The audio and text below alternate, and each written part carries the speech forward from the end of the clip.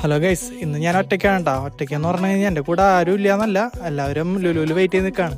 ലുലുവിൽ സാധനങ്ങളൊക്കെ മേടിച്ച് ഞങ്ങളിന്ന് പോണത് ഫുഡ് കഴിക്കാൻ വേണ്ടിയിട്ടാണ്. അതായത് വേറെ ഒന്നല്ല, ശനിയാഴ്ച ദിവസങ്ങളിൽ ഞങ്ങൾ പുറത്തുനിന്നാണ് ഫുഡ്. സാധനങ്ങൾ ഓൾറെഡി ഞങ്ങൾ മേടിച്ച് വെച്ചു. ലുലുവിൽ ഈ സാധനങ്ങളൊക്കെ കൊണ്ടുപോകാന്ന് പറഞ്ഞാൽ അത് കുറച്ച് ടാസ്ക് തന്നെയാണ്.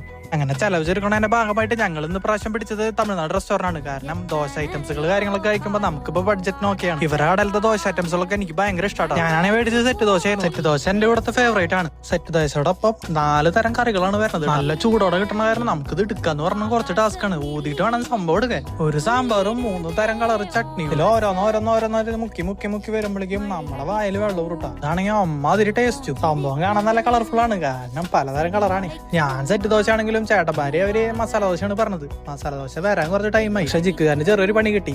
പറഞ്ഞത് മസാല ദോശ ആണെങ്കിലും കിട്ടി സെറ്റ് ദോശ. ഇതല്ല സാധനം എന്ന് പറഞ്ഞിട്ട് സ്പോട്ടിൽ അത് റിട്ടേൺ അടിച്ചു. ഒന്നും കഴിച്ചിട്ടൊന്നും നമ്മുടെ ഒരു ഫുൾ ആയില്ലാട്ടാ. കാരണം എന്താ വെച്ച് കഴിഞ്ഞാൽ ഉച്ചയ്ക്ക് കഴിച്ച ഫുഡാണേ, പിന്നെ കഴിക്കുന്നത് ഇപ്പോഴാണ്. വിശപ്പ് കൂടുതലായത് കൊണ്ട് ഒരു ദോശം കൂടി അലക്കിയിട്ട് ഞങ്ങൾ പരിപാടി അവസാനിപ്പിച്ചു. പൈസയും കാര്യങ്ങളൊക്കെ കൊടുത്തതിന് ശേഷം ഞങ്ങൾ അവിടെ നിന്ന് ഇറങ്ങി. വേൾഡ് കപ്പ് തുടങ്ങിയത് കൊണ്ട് തന്നെ ബ്രസീലിലെ കളി ഉണ്ടെന്ന്.